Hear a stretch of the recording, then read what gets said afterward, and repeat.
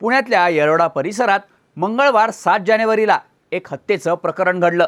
इथे एका कॉल सेंटरमध्ये काम करणाऱ्या 28 वर्षीय शुभदा कोदारेवर धारदार शस्त्रानं वार करण्यात आले। या कंपनीच्या पार्किंगमध्ये शुभदावर हल्ला करण्यात आला। यामध्ये शुभदाच्या हातावर गंभीर जखम झाली आणि उपचारांदरम्यान तिचा मृत्यू झाला। तिच्याच ऑफिसमध्ये काम करणाऱ्या कृष्णा कनोजा या तिच्या सहकार्याकडूनच तिची हत्या करण्यात आली।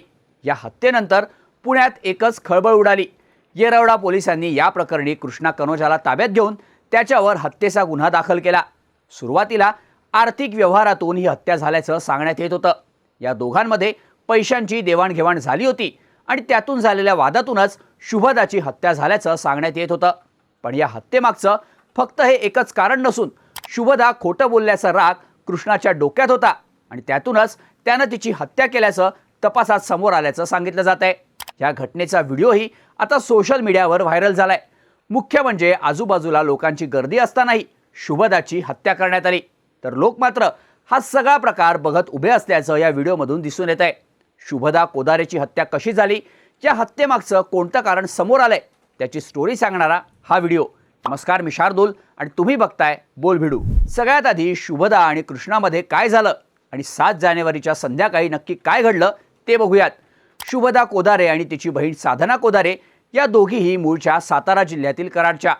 त्यात शुभदा ही कात्रज परिसरातल्या बालाजी नगर इथे राहते, तर तिची बहीण साधना ही पिंपरी चिंचवड इथे राहते। 28 वर्षीय शुभदा ही येरवडा इथे असलेल्या WNS ग्लोबल सर्व्हिसेस या कॉल सेंटर कंपनीत कामाला होती, तर याच कंपनीत क्लर्क म्हणून काम करणारा कृष्णा कनोजा हा मूळचा उत्तर प्रदेशचा। तो शिवाजीनगर इथल्या खैरेवाडी परिसरात राहतो।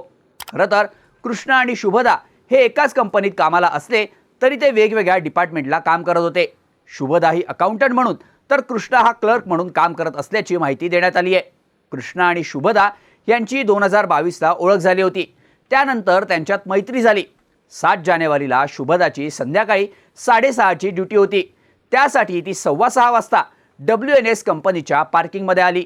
तिथं तिनं आपली गाडी पार्क केली आणि तिथेच आपल्या एका मैत्रिणीसोबत ती गप्पा मारत होती। यावेळी आजूबाजूला लोकांची मोठी गर्दी होती। दरम्यान शुभदाची मैत्रीण निघून गेल्यानंतर कृष्णा कनोजा हा शुभदाच्या दिशेनं चालत आला। सुरुवातीला या दोघांनीही एकमेकांकडे बघून स्मितहास्य केलं, पण लगेचच कृष्णानं मी दिलेल्या पैशांचं तू काय केलंस असं शुभदाला विचारायला सुरुवात केली। त्यातूनच या दोघांमध्ये वाद झाला आणि एका क्षणी कृष्णानं हातातल्या किचन नाईफनं शुभदाच्या हातावर 4-5 वार केले। त्यात शुभदाच्या उजव्या हाताच्या कोपराला गंभीर दुखापत झाली, त्यातून रक्त वाहत होतं। या वारामुळे शुभदा जागीच कोसळली। दरम्यान हा सगळा प्रकार घडत असताना त्यांच्या आजूबाजूला किमान 15 ते 20 लोक असल्याचं व्हायरल होणाऱ्या व्हिडिओमध्ये दिसून येत आहे। हा प्रकार घडल्यानंतर त्यातले काही जण बिल्डिंगमध्ये शिरतायत, तर काही लोक कृष्णा आणि शुभदाकडे बघत असल्याचं पाहायला मिळत आहे। शुभदावर वार केल्यानंतर कृष्णा तिच्या आजूबाजूला फिरत होता। या दरम्यान जखमी असलेली शुभदानं आपल्या मोबाईलवरून कोणाला तरी फोन लावला, पण कृष्णानं तिच्या हातातला फोन हिसकावून घेतला आणि स्वतः फोनवर बोलायला लागला। त्याचवेळी त्यानं आपल्या हातातला चाकू खाली फेकला। त्यानंतर हा सगळा प्रकार शांतपणे बघणारे लोक हळूहळू पुढे आले आणि त्यांनी कृष्णाला मारहाण करायला सुरुवात केली। यावेळी शुभदा मात्र जमिनीवर विव्हळत असल्याचंही या व्हिडिओमधून दिसून येत आहे। या घटनेची माहिती मिळाल्यावर येरवडा पोलीस घटनास्थळी दाखल झाले। त्यांनी कृष्णाला ताब्यात घेतलं, तसंच जखमी झालेल्या शुभदाला सह्याद्री हॉस्पिटलमध्ये दाखल करण्यात आलं, पण शरीरातून मोठ्या प्रमाणावर रक्त वाहून गेल्यामुळं कार्डियक अरेस्टमुळे शुभदाचा रात्री 9 वाजता उपचारांदरम्यान मृत्यू झाल्याचं सांगण्यात आलं। पण हा सगळा प्रकार बघणारी गर्दी कृष्णाच्या हातात असणाऱ्या एका किचन नाईफला घाबरून त्याला पकडण्यासाठी पुढे आली नाही।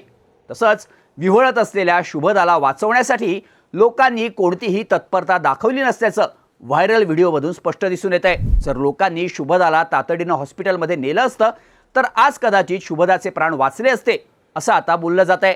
दरम्यान या घटनेनंतर शुभदाची बहीण साधनाकडून कृष्णा कनोजा विरोधात येरवडा पोलीस स्टेशनमध्ये तक्रार दाखल करण्यात आली आहे। पोलिसांकडून कृष्णाविरोधात भारतीय न्याय संहितेच्या कलम 103(1) तर भारतीय हत्या कायदा 425 नुसार गुन्हा दाखल करण्यात आलाय। दरम्यान कृष्णाच्या चौकशीत शुभदाच्या हत्येमागचं कारण समोर आलंय। 2022ला कृष्णा कनोजा आणि शुभदा कोदारे यांची ओळख झाली होती। कृष्णाशी चांगली मैत्री झाल्यावर शुभदानं त्याला एकदा आपल्या वडिलांच्या आजारपणाबद्दल सांगितलं। माझ्या वडिलांना हाय शुगर आहे त्यांच्या ऑपरेशनसाठी आणि ट्रीटमेंटसाठी मला पैशांची गरज असल्याचं शुभदानं कृष्णाला सांगितलं. हेच कारण सांगून तिनं त्याच्याकडून सुरुवातीला 25,000 आणि त्यानंतर 50,000 रुपये घेतले. त्यानंतरही सातत्यानं पैसे मागून शुभदानं कृष्णाकडून एकूण 4 लाख रुपये घेतले. तरीही तिची मागणी थांबत नव्हती. तिच्या या सततच्या मागणीमुळं कृष्णाला तिच्यावर थोडा संशय आला. शुभदानं आपल्याकडून घेतलेले पैसे खरंच वडिलांच्या उपचारांसाठी वापरले आहेत का, असा प्रश्न त्याला पडला. त्याची खात्री करून घेण्यासाठी तो एकदा साताऱ्यातल्या कराडमध्ये शुभदाच्या घरी गेला. तिथं त्यानं तिच्या वडिलांची भेट घेतली. तेव्हा तिचे वडील हे ठणठणीत असल्याचं त्याच्या लक्षात आलं. आपल्याला शुगरचा कोणताही त्रास नसून आपलं कोणतंही ऑपरेशन झालेलं नाही, तसंच आपण शुभदाकडून उपचारांसाठी पैसेही मागितले नाहीत, असं तिच्या वडिलांनी कृष्णाला सांगितलं. हे सत्य कळल्यानंतर कृष्णा चांगलाच संतापला. शुभदानं आपला विश्वासघात करून आपल्याशी खोटं बोलून आपल्याकडून 4 लाख रुपये उकळल्याचा राग त्याच्या डोक्यात होता. तो त्यावरून नेहमीच शुभदाला जाब विचारायचा. माझ्या पैशांचं काय केलंस, मला माझे पैसे परत दे, असं कृष्णानं शुभदाकडं तगादा लावला होता. त्यातून अनेकदा त्यांच्यात वादही झाले.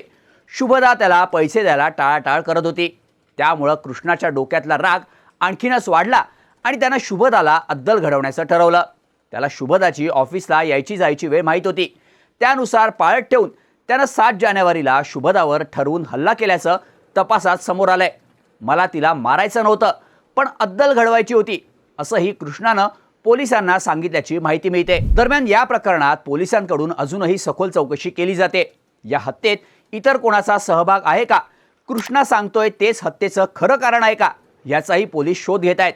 आता या सगळ्या प्रकरणात शुभदानं खोटं बोलून कृष्णाकडून पैसे घेतले ही तिची चूक होती, पण तिला अद्दल घडवण्यासाठी तिच्यावर हल्ला करणं हा कृष्णाचा गंभीर अपराध आहे. त्यामुळं यावरून आता संताप व्यक्त केला जातोय.